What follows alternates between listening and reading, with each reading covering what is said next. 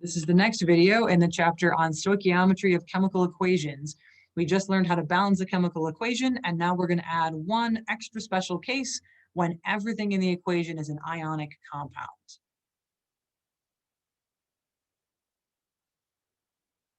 So we know a little bit about ionic compounds so far. We know that they dissolve in water and that solution becomes conductive when they do so.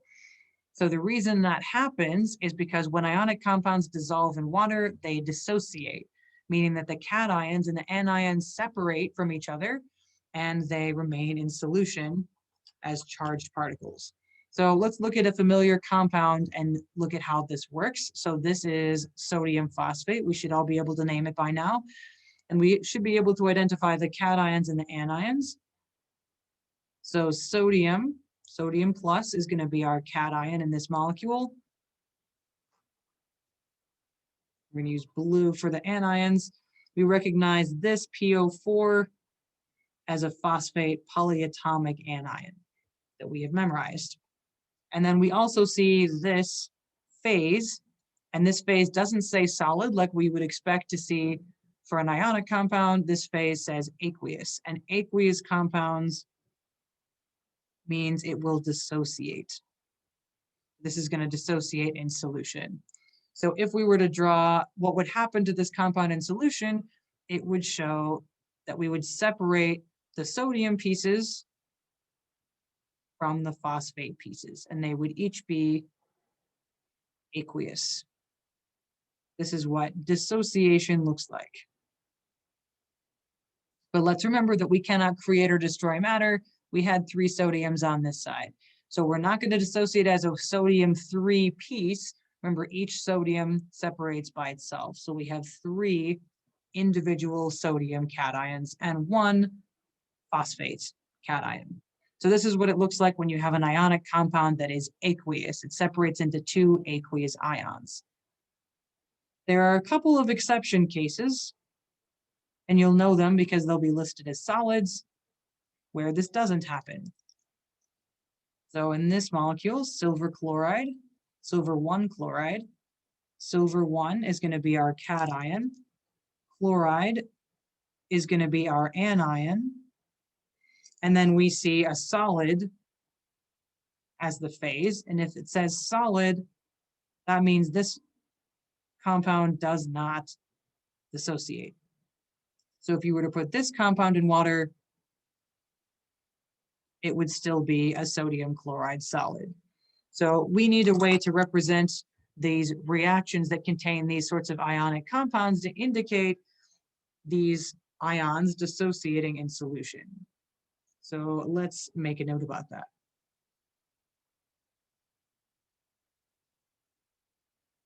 So we may decide we want to change the way we write a balanced reaction.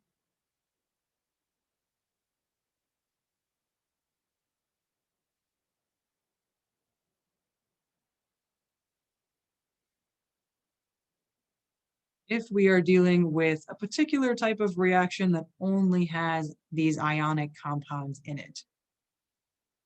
We don't have this issue with covalent compounds, only ionic compounds. So we may change the way we write it to highlight the dissolved ions.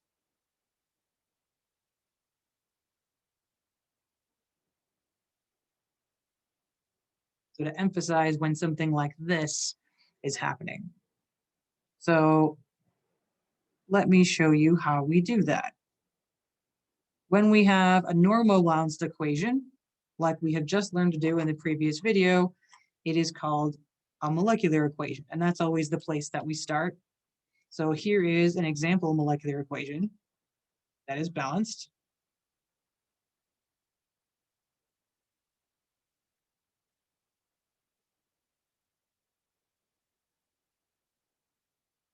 So potassium hydroxide reacting with magnesium nitrate to make potassium nitrate and magnesium hydroxide. Solid. Oh, we almost didn't fit it. There we go. Okay, so this is the molecular equation. So this is the normal one. This is everything written as usual, following all the rules we had in the last video.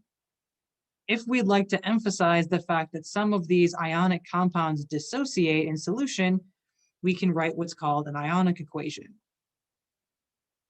And in this type of equation, we show all of the aqueous ions as being separate entities. So we can identify the cations and the anions from each piece and write them separately. So we know that potassium is the cation in this one, hydroxide is the anion, that's a polyatomic. Magnesium is the cation in this one. Nitrate is the polyatomic. And then we have the same ions rearranged in the other one. There's a potassium, and there's magnesium again. There is nitrate, and there is hydroxide. So we can clearly identify that each of these four compounds is ionic, an ionic compound, and so we can write it as an ionic equation. So our first compound is potassium hydroxide. That one is aqueous. So we can split those up into potassium plus aqueous. And remember that there are two of them because there's a 2 stoichiometric coefficient. So 2 potassium plus and 2 aqueous hydroxides. Then from our second compound, magnesium nitrate, this one is aqueous. So we can split up that one into ions. There is 1 magnesium 2 plus aqueous ion. And there are 2 aqueous nitrates. I'm going to start writing on the next line because this is getting very long. Move on to our first product compound, potassium nitrate. That is also aqueous, so we can split that one up. So there are 2 aqueous potassium ions and 2 nitrate anions. And then over here, we can see that our last ionic compound is listed as solid. And if it's listed as solid, that means that it does not dissociate, so we don't write that one as ions. We leave that one as it is, listed as a solid. So we split the other 3 compounds into ions, but we left the solid as it is.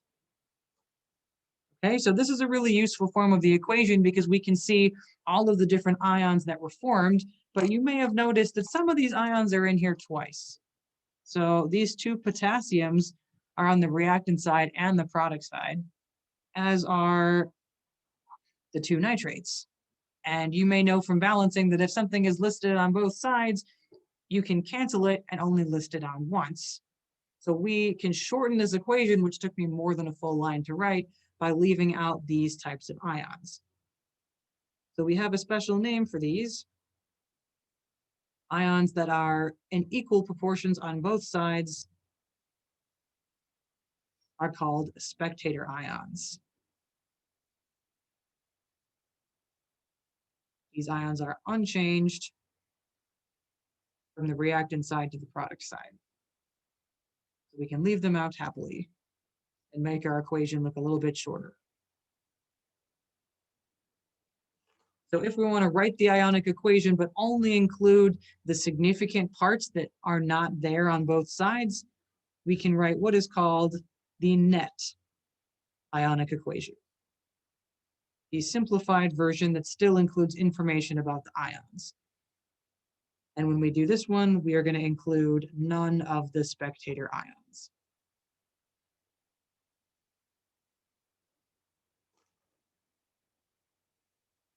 We are very close to the end of the page, but we're going to make it. Okay, so if I leave out the potassiums and the nitrates, that just leaves me with 2 aqueous hydroxides, 1 aqueous magnesium cation, and our magnesium hydroxide solid.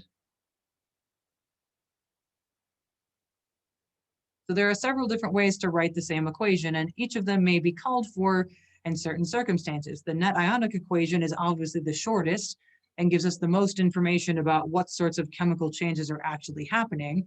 But the ionic and molecular equations are useful because they tell us what other elements are present in solution, it reminds us that we have potassium and nitrogen in our solution. And if we really care about the presence of those elements, then we may want to write one of these other versions. Or if we really care about what compound we use to add the hydroxide that was the reactant, we may choose to include the molecular equation. So both of those can be useful depending on the situation. Most important part is just to read the question on your test to figure out which version of the equation the instructor would like you to write. So now we can go on to our atoms first approach paper and we can check off chemical equations. We now know what they are, how to write them, and how to balance them.